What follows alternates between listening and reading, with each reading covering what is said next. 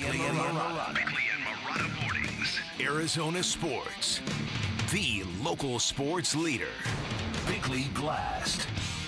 I am fascinated by Jordan Ott, how he's dropped into our lives and suddenly become the frontrunner for NBA Coach of the Year. Not only has he developed an obvious and sincere connection with his players, he's giving them great information. He's giving them the gift of elite preparation, and not once has Jordan Ott looked overmatched on the sidelines. To the contrary, he looks like a young savant, like Beethoven in the early years, which brings us to the Arizona Cardinals and their conundrum of a coaching staff, a crew that has lost 15 of their last 20 games. They were better when they had zero experience, and largely because they had no expectations. Their method of communication has been calm and consistent at all times, which is admirable, but in 2025, they have shown very little underneath their emotional maturity and lack of outward panic. Instead, they have revealed a distinct lack of answers, and it practically jumps off the screen.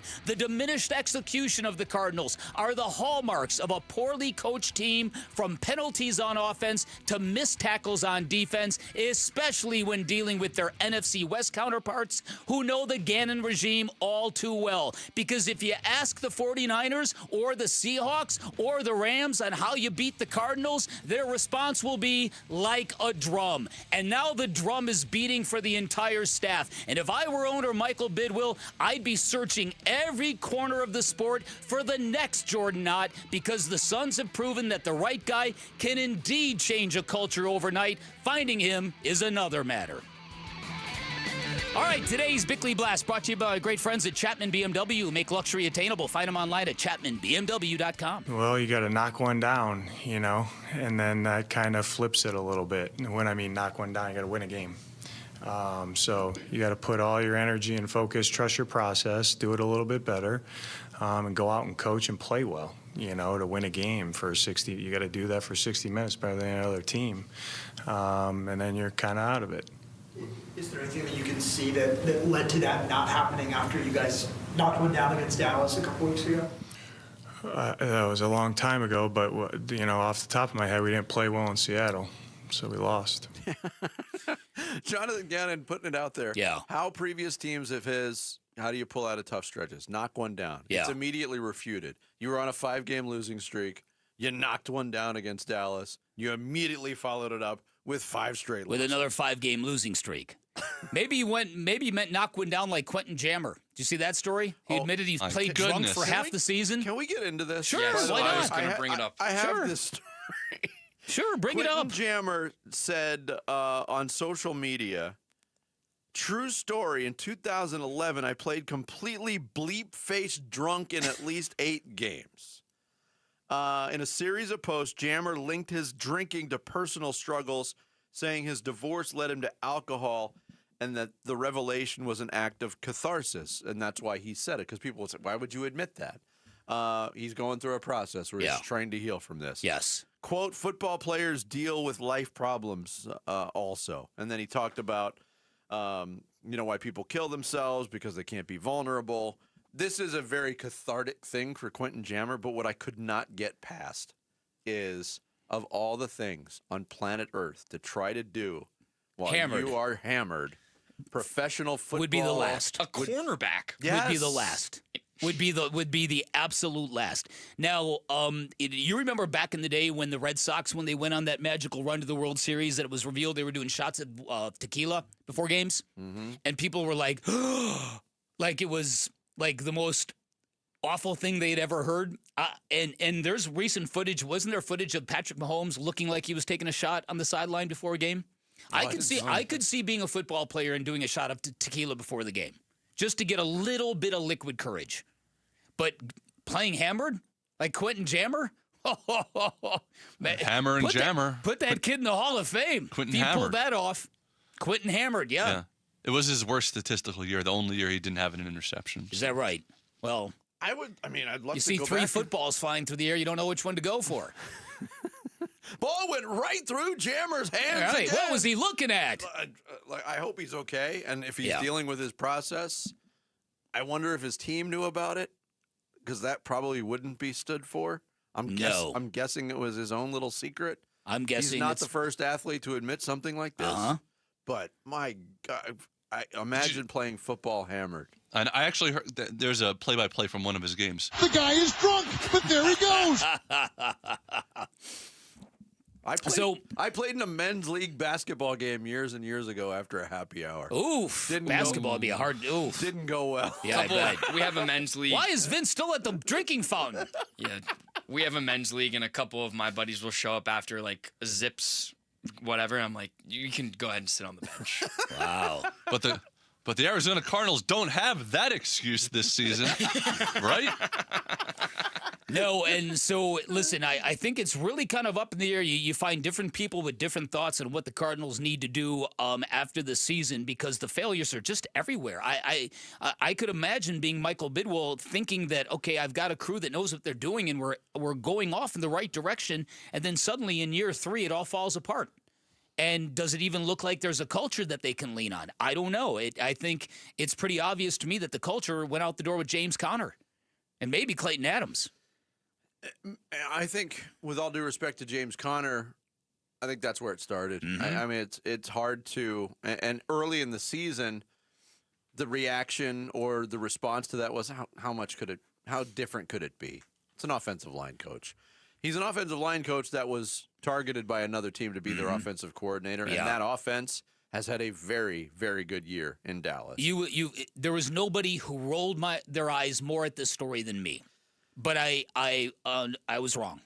But apparently, he made all the difference in the world. Yeah, and you said you kind of painted this picture, and the question that popped into my head is, what's actually gone well this year? Mm-hmm. There hasn't been much. The Michael Wilson story is about their victory this year. Mm-hmm. But even yesterday, Drew Petzing was talking about, was asked about Michael Wilson.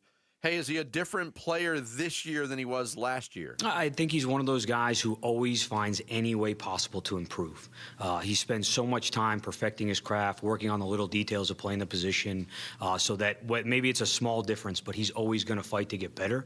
So I think he's one of those guys that throughout his career is always going to maximize his ability and his opportunities because of that. And I think that's a lot of coach speak there, too, because we talked about it. Even in the victory of, hey, they've identified Michael Wilson as a guy who's a legit threat, there's 2+ years of failure mixed in there, too. Mm-hmm. It was like having a sports car in the garage that you were taking around the corner to get the mail. That's a great point. Right, it's the plus years. There's parts of this year where they haven't been able to utilize them. That was the plus part. So, okay, so I think when you zoom out, you definitely can call that a failure. A lot of that, I think, also falls on Kyler Murray, whom did seem to become nothing more than an off-schedule quarterback, which was killing this team. It was killing the offensive line, who never knew where their quarterback was. It was killing the wide receiver routes, who never knew whether to break off into a scramble drill or to stay on the route. And if you're going to give the Cardinals credit for something, I would have to say, and this is going to drive the Kyler stands insane, if you're going to give the Cardinals credit for something, they have extricated themselves from Kyler Murray. It hasn't been pretty. It's been weird. The language around it has been odd. People are wondering, how hurt is he really? All of this stuff doesn't matter because the Cardinals operated this. They executed this plan of, okay, you know what? It's time. And I think in the big picture, that is a victory. And it wasn't easy to do. We've seen what it looks and sounds like. As much as as much as everybody has tried to say tight-lipped about this, at least they've done this. At least they haven't kicked this problem down the road. Well, by doing this, they've come to a determination. Mm-hmm. They're going to need cooperation of some sort to truly complete the extrication, don't you think? Yes. Whether or not they try. I'm just saying they moved off of Kyler Murray. Yes. Which was hard for a franchise to do and a regime to do that did nothing but rave about him for 2+ years. Well, I mean, I don't know if you want to say it makes it more frustrating or if you want to give Kyler credit for it. He made it hard to do. Teams are very apt in today's NFL to fail fast at the quarterback position. Mm-hmm. And Kyler was good enough to continually plant this seed of doubt. Like, is he worthy of the huge contract? Well, it was the going rate. Hey, he got it early. There was some squawking by the agent. Mm-hmm. The Cardinals blanked. They gave him the contract. Now that regime is gone. Mm-hmm. But in terms of performance, he wasn't Josh Rosen. No. He wasn't Patrick Mahomes either.